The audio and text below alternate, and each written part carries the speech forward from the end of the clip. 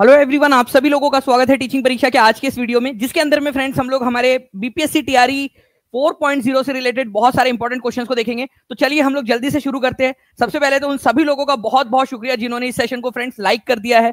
जैसे कि मैं देख पा रहा हूँ कि 750 से ज्यादा बच्चे ऐसे जिन्होंने ऑलरेडी सेशन को लाइक कर दिया। जैसे हमने सेशन स्टार्ट किया उससे पहले ही जहां भी शेयर कर सकते हैं जल्दी से शेयर कर देंगे friend. Telegram, Facebook, WhatsApp, Instagram जल्दी जल्दी से आप लोग शेयर कर देंगे ताकि हम लोग जो है इसी तरीके से हमारे बहुत सारे क्वेश्चंस को सॉल्व कर सके।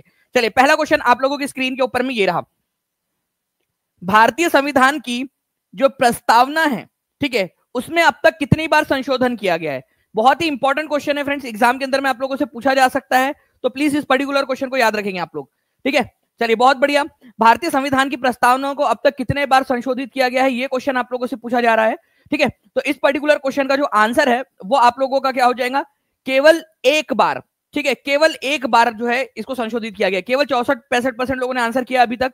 ठीक है, मैं आपको बताना चाहूंगा फ्रेंड्स कि इस जो है क्वेश्चन के अंदर में आप लोगों के कई सारे इंपॉर्टेंट पॉइंट छुपे हुए, जैसे कि कौन कौन से शब्दों को जो है इसके अंदर में जोड़ा या घटाया गया था। आपको बता दूं फ्रेंड, 3 शब्द इसके अंदर में जोड़े गए थे। एक जोड़ा गया था समाजवादी। ठीक है, लिखते जाओ आप लोग। पहला कौन सा शब्द जोड़ा गया था? समाजवादी। मेरे साथ साथ में लिखते जाना है आप लोगों ने। समाजवादी शब्द जोड़ा गया था। ठीक है, दूसरा कौन सा शब्द जोड़ा गया था इसके अंदर में फ्रेंड? सेक्युलर, धर्मनिरपेक्ष या पंथ निरपेक्ष। ठीक है, पंथ, ठीक है, पंथ निरपेक्ष, पंथ निरपेक्ष या धर्म निरपेक्ष आप लोग बोलो।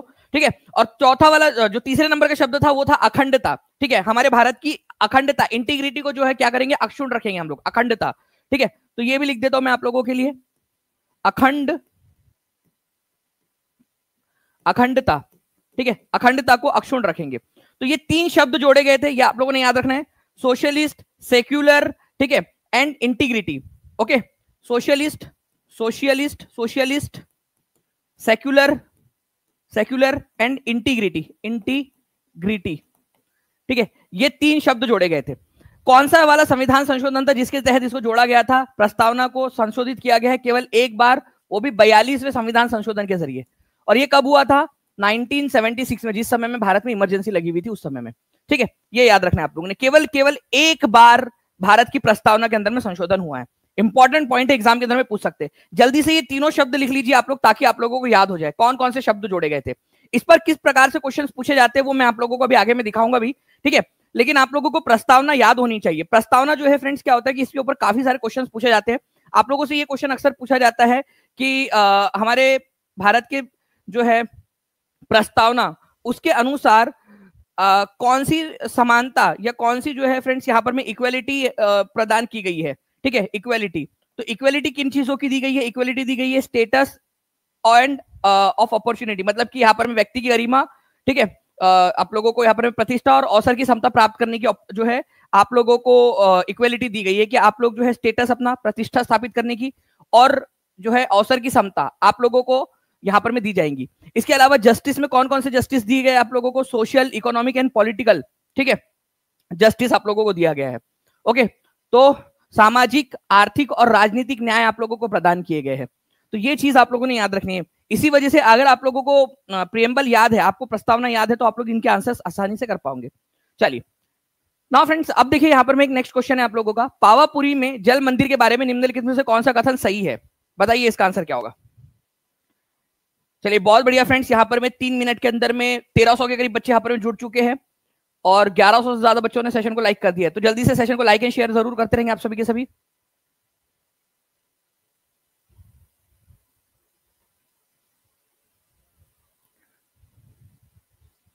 बहुत बढ़िया।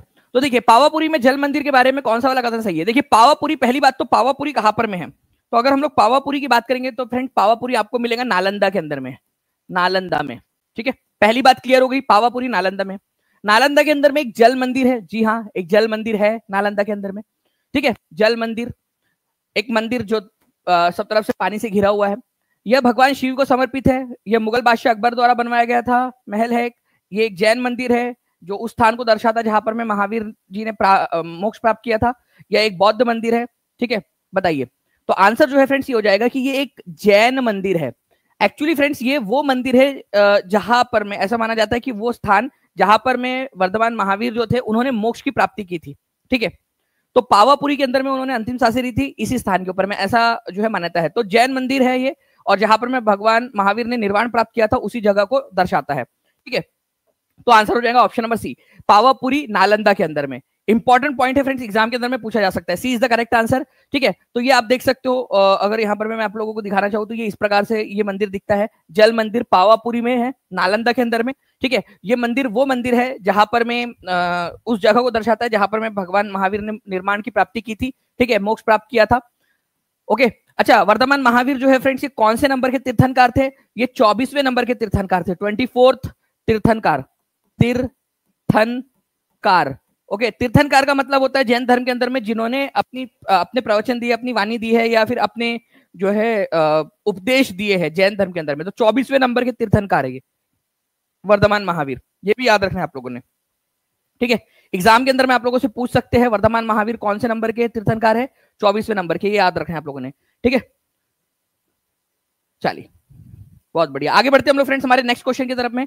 ठीक है, देखिए ये क्वेश्चन मल्टीपल स्टेटमेंट वाला क्वेश्चन है, इसका आंसर करेंगे आप सभी के सभी, जल्दी से बताइए इसका आंसर क्या होगा।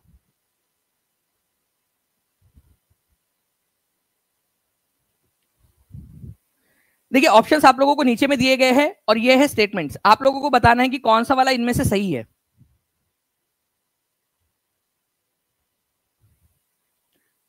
एक बार जल्दी से हाथ ऊपर कर देंगे फ्रेंड जितने भी लोग हैं जिन्होंने सेशन को लाइक कर दिया है, क्योंकि मैं यहाँ पर मैं देख पा रहा हूँ कि केवल 6 मिनट में ही आप लोगों ने, ठीक है, 6 से भी डबल, 1200 से भी ज्यादा बच्चों ने सेशन को लाइक कर दिया है। ठीक है, तो देखिए friends, he should be Indian citizen by birth. अगर किसी को गवर्नर बनना है, ठीक है, गवर्नर बनना है, तो क्या उसने जन्मजात भारतीय होना जरूरी है उसका, जन्म से?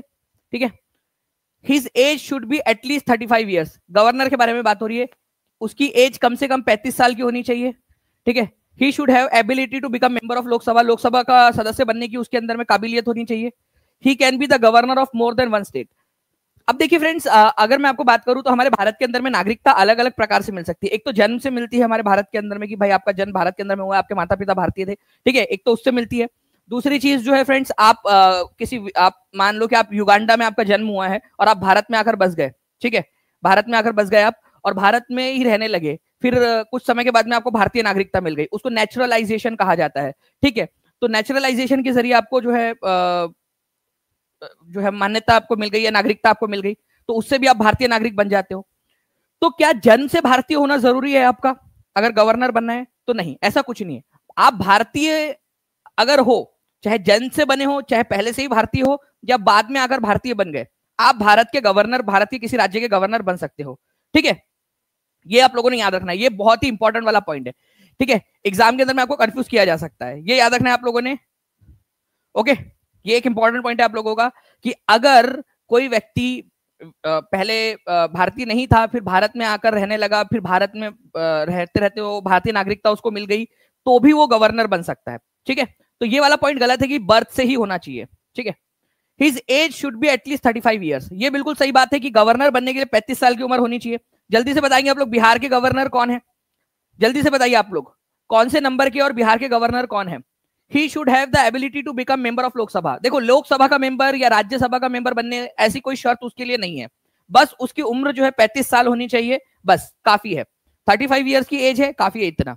ओके, चलिए, he can be the governor of more than one state, वो एक से ज्यादा राज्यों का गवर्नर हो सकता है। बिल्कुल, पहले नहीं हो सकता था, लेकिन फ्रेंड 1956 के बाद में अलाउ कर दिया गया। ठीक है, तो दूसरा वाला सही है और चौथा वाला सही है कि एक से ज्यादा राज्यों का एक साथ गवर्नर बन सकता है। ओके, तो आंसर आपका 2 और 4 हो जाएगा, सही है जो। तो 2 and 4 are correct, option number D. ये हाई लेवल क्वेश्चन था, लेकिन फ्रेंड्स आप लोगों को प्रैक्टिस ही इसलिए करवा रहा हूं ताकि आप लोगों को हमेशा हमेशा के लिए चीजें याद हो जाए।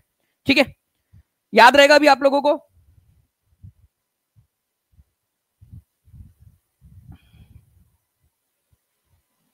जी जी के लर्निंग जी, चलिए, तो D is the correct answer, ये याद रखना आप लोगों ने फ्रेंड्स। नाउ अब देखिए, एक क्वेश्चन है आपका, भारतीय संविधान की प्रस्तावना में समाजवादी शब्द किस संशोधन के तहत जोड़ा गया है? समाजवादी शब्द किस संशोधन के द्वारा जोड़ा गया है?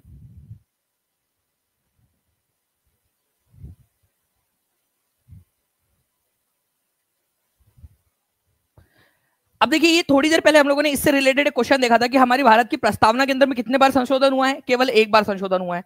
ठीक है, उसके बाद में देखिए फ्रेंड्स, यहां पर में प्रस्तावना में केवल एक बार संशोधन हुआ है। ठीक है, और उसके जरिए 3 शब्द जोड़े गए थे, शब्द भी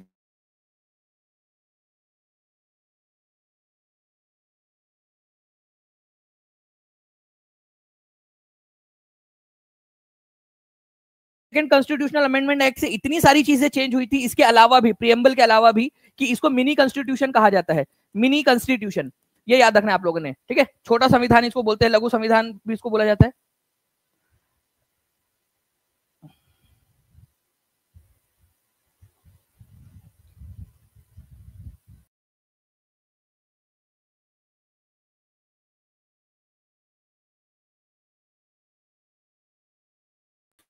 ओके, आई थिंक फ्रेंड्स अब यहाँ पर मैं आप लोगों को सही से आ रहा होगा, एक बार प्लीज कंफर्म कर दीजिएगा, ठीक है। बफरिंग जो है चली गई होंगी, मैं एक बार फिर से बता देता हूँ। मैं आप लोगों को बता दूं कि केवल एक बार संविधान के अंदर में, संविधान की प्रस्तावना के अंदर में चेंज हुआ है 42nd कॉन्स्टिट्यूशनल अमेंडमेंट एक्ट के जरिए। ईयर आप लोग बता देंगे, ठीक है। इसको मिनी कॉन्स्टिट्यूशन भी बोला जाता है क्योंकि इतने सारे चेंजेस इसके अंदर में हुए थे एक साथ कि एक छोटा सा संविधान टाइप का ही बन जाए अगर उसको अलग से निकाल दे अपन, इतने सारे चेंजेस जिसके अंदर में किए गए थे, ठीक है।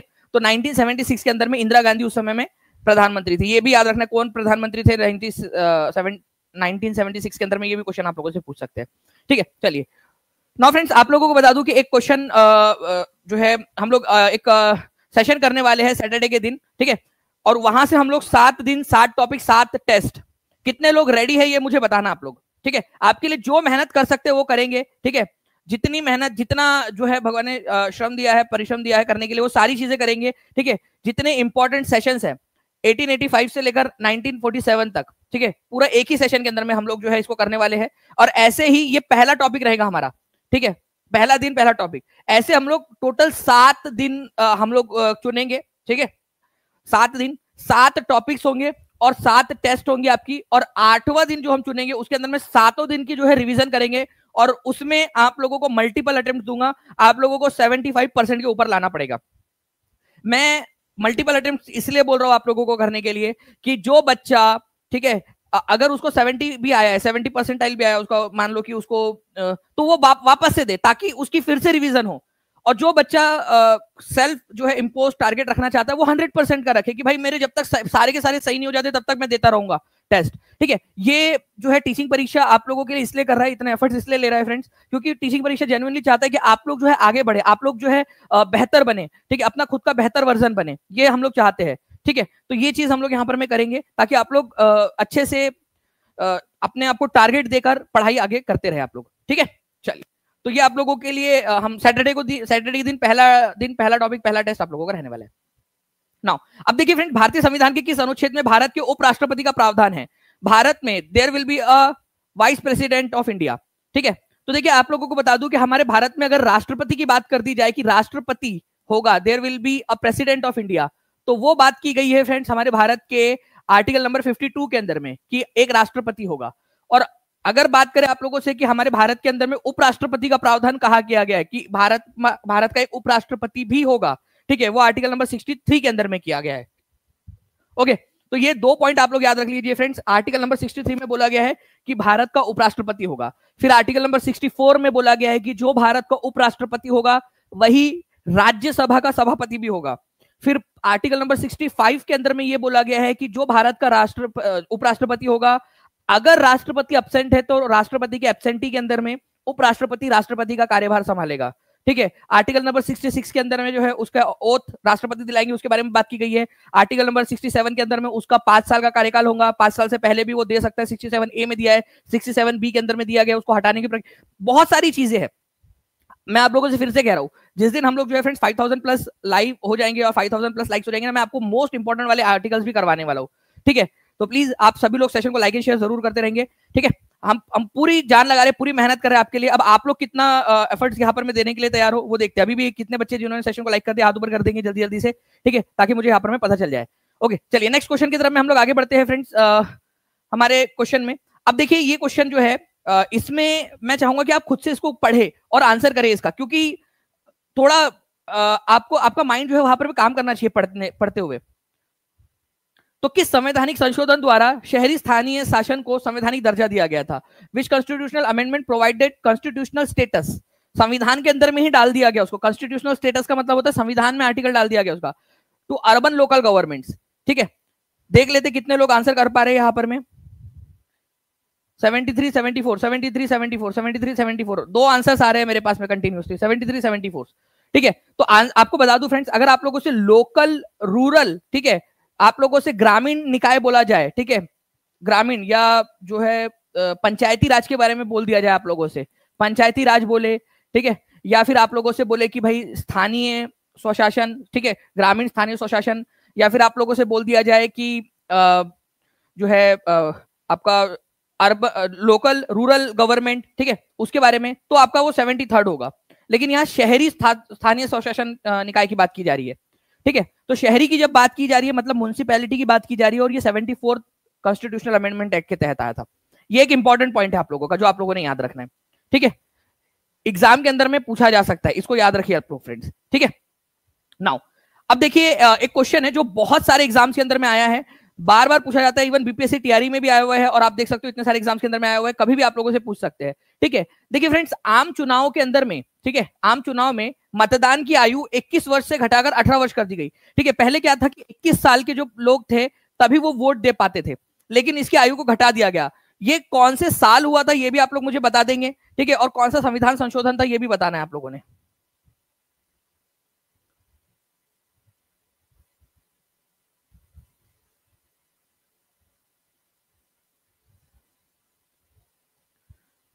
बहुत बढ़िया फ्रेंड, देखिए आप लोगों के आंसर्स यहां पर में कंटिन्यूअसली आ रहे हैं, ठीक है। मैं आपको बता दूं कि 61वें नंबर का संविधान संशोधन था। कौन से साल हुआ था ये संविधान संशोधन, ये आप लोगों ने याद रखना है फ्रेंड्स। ये संविधान संशोधन हुआ था 1988 के अंदर में। उस समय में भारत के प्रधानमंत्री थे राजीव गांधी जी के समय में हुआ था। 21 साल से घटाकर 18 साल कर दिया गया था। पहली बार इसका इस्तेमाल जो हुआ, ठीक है, इसको लागू कब किया गया था?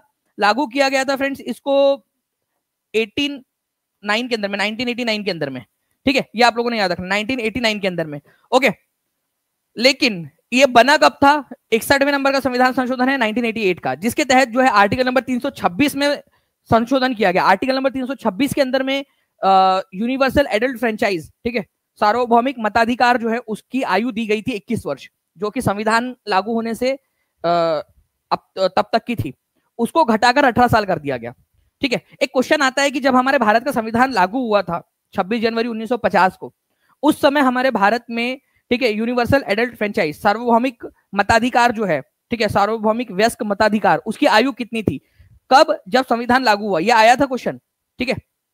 तो आप लोगों ने याद रखना है फ्रेंड्स, उस समय 21 साल थी, लेकिन 1988 में 61वें नंबर का जो संविधान संशोधन था आपका, उसके जरिए जो है फ्रेंड्स, ये याद रखना है आप लोगों ने, क्या किया गया? 61वें नंबर के संविधान संशोधन के जरिए जो यूनिवर्सल एडल्ट फ्रेंचाइज की जो एज है उसको 21 से घटाकर 18 कर दिया गया, ठीक है ना। अब देखिए फ्रेंड्स, एक और क्वेश्चन आप लोगों का, ये क्वेश्चन भी, अगर जो बच्चा स्टार्टिंग से देख रहा है, कितने बच्चे जो एकदम स्टार्टिंग से लेक्चर देख रहे हैं वो बताइए जल्दी से।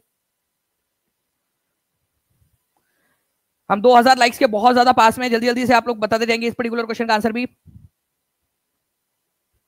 रीट एग्जाम में भी आया था सर 2024 में, देखिए यहाँ पर मैं बता रहे कि रीट एग्जाम में भी आया था, टीआरई के अंदर में भी आया है, और बहुत सारे और भी एग्जाम्स के अंदर में पूछा गया है प्रश्न, ठीक है, और आगे में भी आता रहेगा। तो देखिए यहाँ पर में किस संशोधन के द्वारा समाजवाद, धर्मनिरपेक्ष और राष्ट्रीय एकता और अखंडता, तो अखंडता शब्द जोड़ा गया था उसके अंदर में, ठीक है।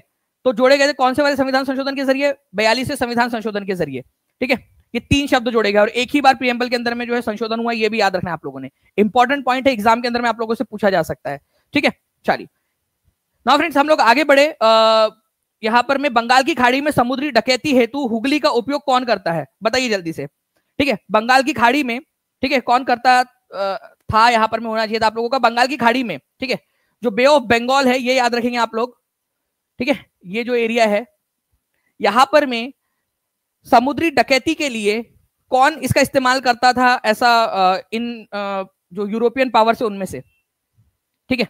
तो बंगाल की खाड़ी में हुगली जो इलाका है, वहां पर उन्होंने बेस बना लिया था और समुद्र में आने जाने वाले जहाजों को लूट लिया करते थे। तो वो है पुर्तगीज लोग, पुर्तगाली लोग, ठीक है। इसी वजह से पुर्तगालियों को कई लंबे समय तक जो है फ्रेंड्स सफलता हासिल नहीं हुई भारत के अंदर में।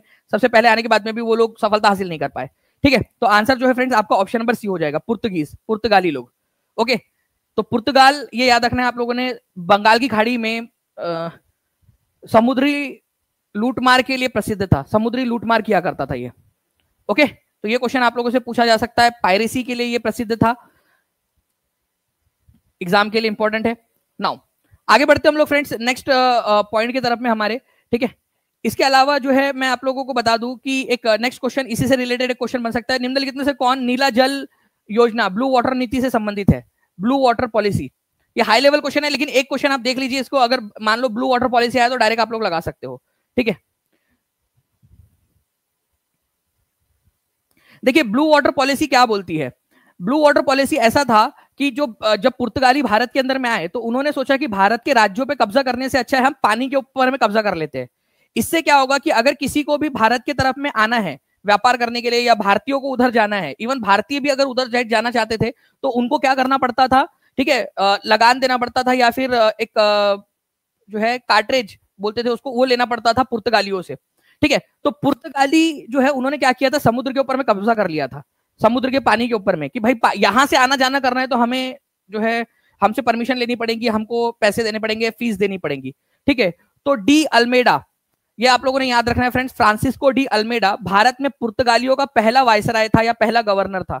पोर्तुगीज जो थे भारत में, ठीक है, उनका पहला गवर्नर 1505 के अंदर में। ठीक है, इन्होंने क्या किया था, फ्रांसिस्को डी अल्मेडा ने ब्लू वाटर पॉलिसी लेकर आया था, नीला जल योजना। इसको शांत जल की नीति भी बोलते हैं, क्योंकि भाई बहुत सारे जो जहाज थे वो आना जाना ही बंद कर दिए थे इस वजह से। ठीक है, व्यापार ठप होने लगा था, तो ब्लू वाटर नीति या ब्लू वाटर पॉलिसी, नीले जल की नीति, या फिर इसको शांत जल की नीति भी कहा जाता है। आंसर होगा फ्रांसिस्को डी अल्मेडा, जो था पुर्तगालियों का भारत के अंदर में पहला गवर्नर, उसने लगा दिया था। ठीक है, और ये इस तरीके के जो है फ्रेंड्स क्या हुआ, आखिरकार पुर्तगाली फेल हो गए भारत के अंदर में। क्यों? क्योंकि उन्होंने रियल तरीके से जो है करने के, पुरुषार्थ दिखाने के, ये इस तरीके से हरकतें करना स्टार्ट कर दी थी। मैं आप लोगों को एक चीज बताता हूं, आजकल तो एक नया ट्रेंड आया है, कितने लोगों ने देखा है पता नहीं, मैं आपको बताता हूँ। ब्रोकर को हिंदी में क्या बोलते हैं आपको पता होगा ना। ठीक है, क्या हो रहा है आजकल, कुछ लोग इस तरीके से, कुछ लोग हैं वो क्या करते हैं, किसी को पैसा देते हैं, ठीक है, किसी को पैसा देते हैं, ओके, और उसको बोलते हैं कि किसी तीसरे व्यक्ति को डिफेम करो। क्यों? क्योंकि वो उसको मेहनत में नहीं हरा सकते। और ये जो है, ये ब्रोकर जो होता है, ये है ब्रोकर। ठीक है, बीच में ब्रोकर, वो क्या करता है, इनसे पैसा लेकर इनकी एड वगैरह दिखाएगा, इधर में कहीं तो भी नीचे में चलता रहेगा कि एड देखो, ठीक है, एड के लिए संपर्क करो वगैरह वगैरह, और एड लेकर जो है वो क्या करेगा, पैसा लेकर तीसरे को डिफेम करेगा। ठीक है, हाँ आपको पता है, आप लोग कुछ लोग लिख भी रहे हैं, ब्रोकर जो होते हैं। तो ये जो है ना, ये व्यक्ति जो होते हैं, ये वाले, ठीक है, ऐसे कुछ व्यक्ति आए, ऐसे है कुछ व्यक्ति जो वो नहीं कर सकते, मतलब उनका तो नाम भी नहीं लिया जा सकता है, क्या छोटे मोटे लोगों का नाम लेना, क्योंकि वो लोग सामर्थ्य में नहीं है ना उतने लेवल के। तो वो क्या करेंगे, किसी को पैसा देंगे, ठीक है, और उनकी एड भी दिखाएंगे। ब्रोकर जो होते हैं उन लोगों को, आप लोगों को पता होगा कि कुछ लोग इस तरीके की हरकतें कर रहे हैं, वो जबरदस्ती आपको डिफेम करेंगे, या आपका नाम लेंगे, आप मतलब उसको जानते भी नहीं होंगे, या फिर उसका नाम भी नहीं लेते होंगे, या उसको पहचानते भी नहीं होंगे, या कभी मिले होंगे तो भूल भी गए होंगे, इतना छोटा मोटा इंसान है, क्योंकि वो मेहनत नहीं करता। पहचाना किसको जाता है, जो मेहनत करता है, ठीक है, जो परिश्रम करता है, जो अपने आप को आगे बढ़ाता है, जो है कंटिन्यूअसली अपने आप को प्रोग्रेस करने की कोशिश कर रहा है, ना कि दूसरे की प्रोग्रेस से जले, ऐसे व्यक्तियों को याद नहीं रखना पड़ता। ठीक है, तो ये ब्रोकर जो है, ये ब्रोकर जो बीच वाले जो लोग हैं ब्रोकर, ये क्या करते हैं, इन लोगों से पैसा लेकर ये ब्रोकर लोग तीसरे को डिफेम करते हैं। ठीक है, ये ब्रोकर, आजकल ये नया सिस्टम आया है मार्केट में, पता नहीं कुछ कैसे चल रहा है ये, और कैसे आत्मा जो है इन लोगों की भी कैसे वो कर देती है। ठीक है, वो करने की, इस चीज को करने की, भाई कि भाई पैसा देकर किसी को डिफेम करवाओ, और ये जो बीच में होते हैं ब्रोकर्स, उन लोगों की कैसे होती है। ठीक है, इन लोगों की भी कैसी आत्मा मान जाती है कि पैसा लेकर इस तरीके से करना, पता नहीं, बट जाने दो, उसके ऊपर में जाएंगे नहीं हम, क्योंकि वो क्या है, एक तरीके से वो सक्सेसफुल नहीं हो सकते ये लोग कभी भी, वो एक छोटे समय के लिए रहेगा लेकिन सक्सेसफुल नहीं हो सकते फिर वो, और दूसरे की तरक्की से जल रहे हैं कि भाई एक आए हैं कुछ लोग, मेहनत कर रहे हैं, आगे बढ़ रहे हैं, बच्चों का प्यार मिल रहा है, मतलब वो जेलेसी। ठीक है, मैं कहूंगा कि आप लोगों को एक संदेश दूंगा, मतलब आप लोगों के बड़े भाई होने के नाते, आपके जो है अभिभावक होने के नाते, कि इस तरीके की चीजों से, ठीक है, आपने क्या सीखने मिलता है आपको, कि आप मेहनत करके आगे बढ़िए, वो ज्यादा सस्टेनेबल होता है, वो ज्यादा आप जो है आगे बढ़ोगे, ठीक है, ज्यादा आप खुश रह पाओगे। तो ये जो ब्रोकर वाला लोग है, और जो ब्रोकरेज दे रहे हैं जो लोग, वो लोगों का सस्टेनेबल नहीं होता है। ठीक है, ठीक है, तो ये चीज है, आपको याद रखना है। नाउ नेक्स्ट क्वेश्चन जो है फ्रेंड, भारतीय संविधान के किस अनुच्छेद के अधीन राज्यपाल राष्ट्रपति के विचार के लिए किसी विधेयक को आरक्षित रख सकते हैं, ये आपको बताना है।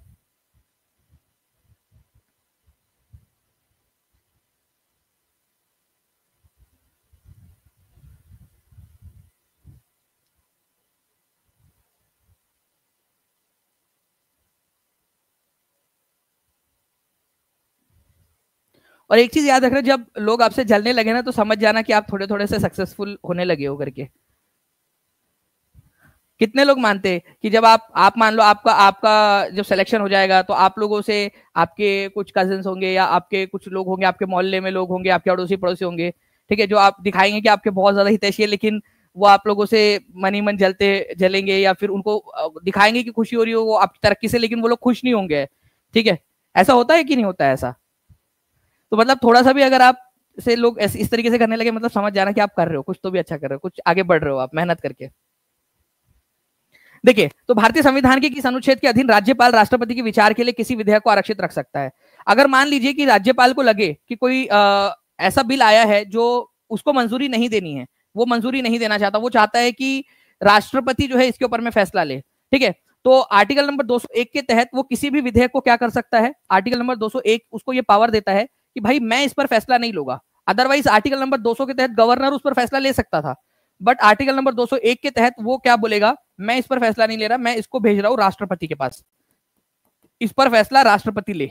ठीक है, तो अगर कोई इंपॉर्टेंट ऐसा मुद्दा आ जाता है जिसके ऊपर में गवर्नर वो नहीं चाहता कि मैं फैसला लूं, राष्ट्रपति इसके ऊपर में विचार करे, तो आर्टिकल नंबर 201 के तहत यह अधिकार गवर्नर को दिया गया है कि वो उस विधेयक को राष्ट्रपति को भेज सकता है। ये बहुत ही इंपॉर्टेंट वाला पॉइंट है, ये याद रखें आपको। ठीक है, इंपॉर्टेंट वाला पॉइंट है, एग्जाम के अंदर में अक्सर पूछा जाता है ये कि कौन सा जो है आपका आर्टिकल है जो ये बताता है कि राष्ट्रपति किसी विधेयक को जो है राज्यपाल किसी विधेयक को राष्ट्रपति के विचार के लिए आरक्षित कर सकते हैं या उनको भेज सकते हैं। ठीक है, आर्टिकल नंबर 201 बहुत ही इंपॉर्टेंट आर्टिकल है ये। ठीक है, one of the most important articles में से एक है। ठीक है, इसको याद रखिएगा आप सभी के सभी। ठीक है, चलिए नाउ फ्रेंड्स, नेक्स्ट क्वेश्चन की तरफ में आगे बढ़ते हैं। पंडित जवाहरलाल नेहरू के नेतृत्व में अंतरिम सरकार का गठन कब हुआ? इसको बहुत ज्यादा इंपॉर्टेंट मार्क करो अगर आप लोगों को कंपटीशन को ब्रेक करना है। ठीक है, बहुत ज्यादा इंपॉर्टेंट है, सभी बच्चे आंसर करेंगे फ्रेंड्स। ठीक है, तो आपको बता दूं कि हमारे भारत के अंदर में, ठीक है, आजादी के पहले ही अंग्रेजों ने क्या किया था? एक अंतरिम सरकार, एक इंटरिम गवर्नमेंट बना दी थी, ट्रायल बॉल टाइप का आप समझ लीजिए इसको। ठीक है, जब पावर वो पूरी तरह से ट्रांसफर करे उससे पहले उन्होंने यहां पर में इसको कर दिया था।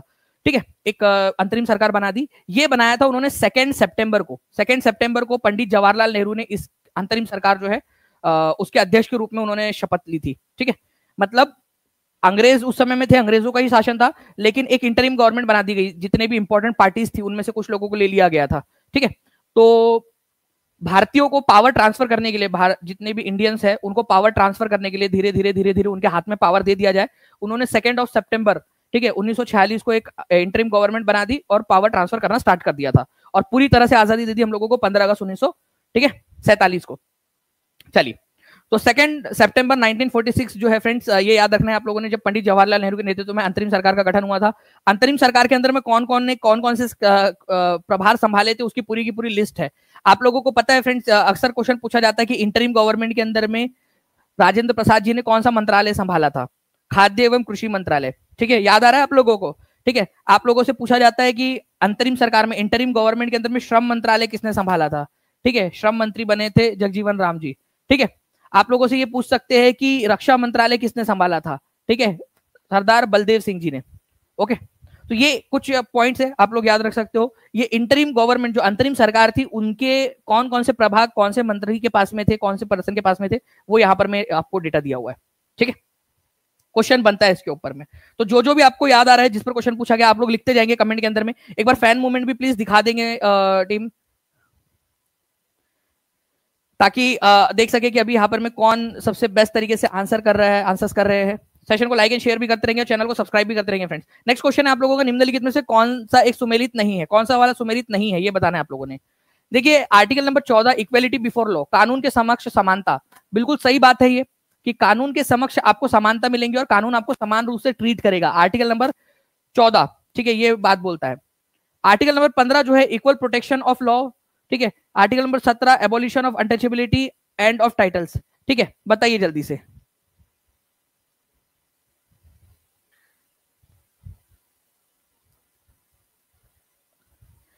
देखिए फ्रेंड्स, ये जो आर्टिकल नंबर 14 है ना, उसमें दो चीजें हैं, एक है इक्वेलिटी बिफोर लॉ और इक्वल प्रोटेक्शन ऑफ लॉ। ये दोनों ही आर्टिकल नंबर 14 में दी गई है। आर्टिकल नंबर 15 की बात करेंगे हम लोग, तो आर्टिकल नंबर 15 जो है भेदभाव से बचाता है आप लोगों को, भेदभाव भाव जो है उससे बचाता है, भेदभाव जन्म के आधार पर, ठीक है, जाति के आधार पर, धर्म के आधार पर, लिंग के आधार पर, जन्म स्थान के आधार पर, ठीक है, इससे आपको भेदभाव से बचाता है आर्टिकल नंबर 15। तो भेदभाव से आपकी सुरक्षा करता है। जबकि इक्वलिटी बिफोर लॉ, कानून के समक्ष समानता, और कानून के द्वारा समान संरक्षण, ये दोनों ही चीजें आर्टिकल नंबर 14 में दी गई है। आर्टिकल नंबर 15 भेदभाव, ठीक है, धर्म, मूल, वंश जो है आपका, जाति, लिंग, जन्म का स्थान, उसके आधार पर आपको भेदभाव से बचाता है, ठीक है, भेदभाव से बचाने का आर्टिकल है article number 15। Abolition of untouchability, ठीक है, छुआछूत, ठीक है, अस्पृश्यता का अंत, ठीक है, आर्टिकल नंबर 17 के अंदर में ये दिया गया है, ये याद रखना है आप लोगों ने, ठीक है, आर्टिकल नंबर 17 के अंदर में। एंड ऑफ टाइटल्स, ठीक है, आर्टिकल नंबर 18 के अंदर में बोला गया है कि जो भी ले लेते हैं ना, कुछ लोग टाइटल्स लेते हैं, राजाधिराज, ठीक है, उसके बाद में चक्रवर्ती, इस तरीके से जो टाइटल्स ले लिया करते थे, राजकुमार, राजकुमारी, इस तरीके की जो टाइटल्स ले लेते थे उसका अंत कर दिया गया है। हाँ, अब किसी के मम्मी ने उसका नाम ही राजकुमार रख दिया है तो ऐसा नहीं है कि उसका राजकुमार नाम नहीं रहेगा। टाइटल जो होते हैं ना कि नाम के सामने में अदर लगा दिया जाता है जबरदस्ती से घुसा के, ठीक है, तो वो वाले जो टाइटल्स है उनका अंत कर दिया गया। केवल एकेडमिक और मिलिट्री टाइटल्स को छोड़ के, डॉक्टर, इंजीनियर, ये सारे टाइटल्स रहेंगे, ठीक है। मिलिट्री के अंदर में भी जो टाइटल्स रहते हैं वो भी रहेंगे, केवल मिलिट्री और एकेडमिक टाइटल्स को छोड़कर सारे टाइटल्स का अबोलिशन कर दिया गया, ठीक है, उनको खत्म कर दिया गया, ठीक है। तो ये आप लोगों ने याद रखना है फ्रेंड्स। आर्टिकल नंबर 14, 15, 16, 17, 18 ये आप लोगों का जो इक्वेलिटी वाला जो पार्ट है उसके अंदर में दिया गया है, ठीक है। चलिए, तो ये आर्टिकल में 14, 15, 16, 17, 18 वाले जो आर्टिकल है वो मैंने यहाँ पर में दे भी दिया आप लोगों को, ठीक है, पीपीटी के अंदर में आप लोगों को मिल जाएंगे। नाउ फ्रेंड्स, एक देखिए, उड़ीसा पुलिस एसआई के अंदर में 2022 में क्वेश्चन आया था कि बंगाल की खाड़ी में समुद्री डकैती के लिए हुगली को किसने अड्डे के रूप में इस्तेमाल किया? किसने हुगली को जो है अड्डे के रूप में इस्तेमाल किया था? आप बताएंगे जल्दी से। तो आप लोगों को अभी पता है, थोड़ी देर पहले मैंने बताया कि बंगाल की खाड़ी में हुगली को किसने इस्तेमाल किया था? डकैती के लिए, लूटमार के लिए, पुर्तगीज लोगों ने, पुर्तगाली लोगों ने, ठीक है, ये याद रखना है आप लोगों ने फ्रेंड्स। ओके, तो ये भी एक इंपॉर्टेंट पॉइंट है, एग्जाम के अंदर में आप लोगों से पूछा जा सकता है। अच्छा, लूटमार से मैं आप लोगों को बता दूं फ्रेंड्स कि लूटमार जो है एक इस प्रकार की भी है कि हमारे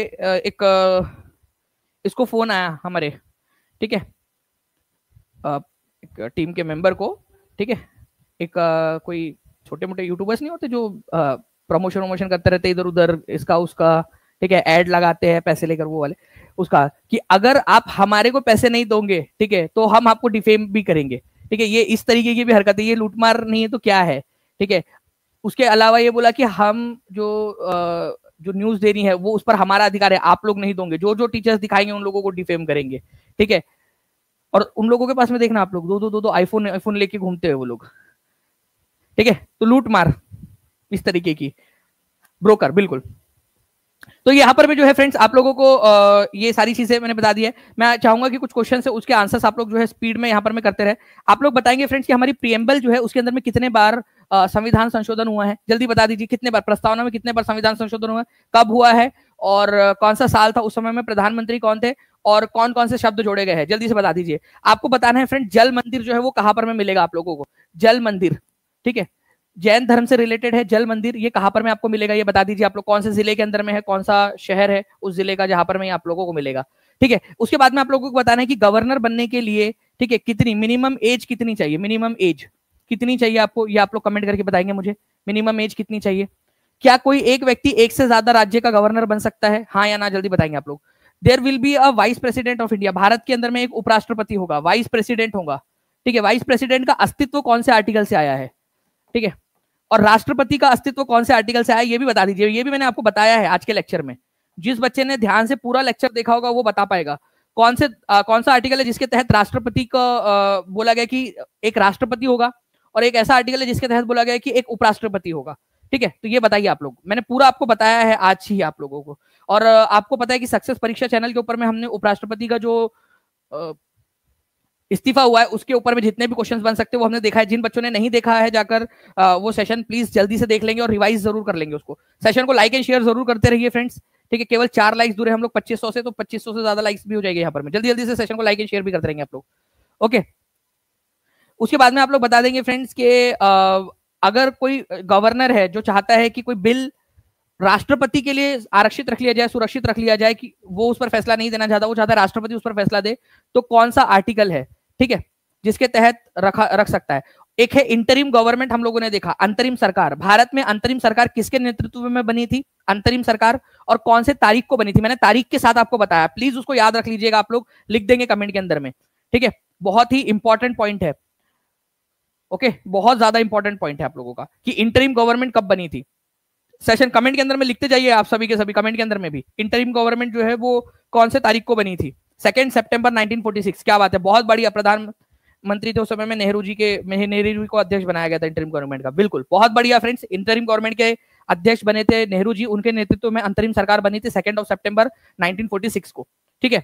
उसमें श्रम मंत्री किसको बनाया गया था, खाद्य और कृषि मंत्री किसको बनाया गया था, और रक्षा मंत्री किसको बनाया गया था, चलिए ये बता देंगे आप लोग जल्दी जल्दी से। रक्षा मंत्री किसको बनाया गया था, खाद्य और श्रम मंत्री किसको बनाया गया था, और आप बता दीजिए कि खाद्य और कृषि मंत्री, ठीक है, ये बता देंगे आप लोग। गृह मंत्रालय किसके पास में था, ये आप बता सकते हो मुझे, ठीक है। स्वास्थ्य मंत्री कौन थे, ठीक है, ये बता सकते हो आप लोग। चलिए, इसके अलावा आप बता दीजिएगा मुझे फ्रेंड्स कि अबॉलिशन ऑफ अनटचेबिलिटी, अस्पृश्यता का अंत, ठीक है, ये कौन से आर्टिकल के अंदर में दिया गया है, ये भी आप बता देंगे। एबॉलिशन ऑफ अनटचेबिलिटी, ठीक है। चलिए आगे बढ़ते हम लोग हमारे जो है, अब हम नेक्स्ट क्वेश्चन के अंदर, नेक्स्ट टॉपिक के अंदर में हम लोग जो है चलेंगे नेक्स्ट क्लास के अंदर में, ठीक है। तो आप लोग तैयार रहिएगा, सेशन को लाइक कर दीजिए, जहां भी शेयर कर सकते हो शेयर कर देंगे। और मैं आपको बता दूं फ्रेंड कि सैटरडे के दिन आप लोगों का 1885 से लेकर 1947 तक के जो इंपॉर्टेंट सेशंस हुए हैं कांग्रेस के, उन सभी सेशंस को मैं आपके साथ में डिस्कस करने वाला हूँ। 7 दिन 7 टॉपिक 7 टेस्ट हम लोग करेंगे, तो उसका ये पहला आप लोगों का सेशन रहेगा उसमें, तो इसके लिए तैयार रहिए आप लोग, ठीक है। चैनल को सब्सक्राइब कर दीजिए, बेल आइकन दबा दीजिए, और जो बच्चे टीचिंग परीक्षा के साथ में जुड़ना चाहते हैं, नीचे में नंबर चल रहा है आप लोगों का, उस नंबर पे कॉल या व्हाट्सएप कर सकते हो आप लोग, या टीचिंग परीक्षा एप्लीकेशन को डाउनलोड कर लीजिए आप, ओके। चलिए, thank you very much, take care and bye, God bless you all. जो एलटी ग्रेड के लिए बोल रहे हैं कि सर एलटी ग्रेड की भी प्रिपरेशन करवा दीजिए, तो टीचिंग परीक्षा जो है क्वांटिटी से ज्यादा क्वालिटी के ऊपर में फोकस करता है, तो धीरे धीरे हम लोग जो है उसके ऊपर में भी आएंगे, लेकिन जो चीज है पहले उसके ऊपर में हम लोग फोकस करेंगे, ठीक है। आप लोगों के लिए ये सेशन भी बहुत ज्यादा इंपॉर्टेंट रहेंगे, ठीक है। Thank you.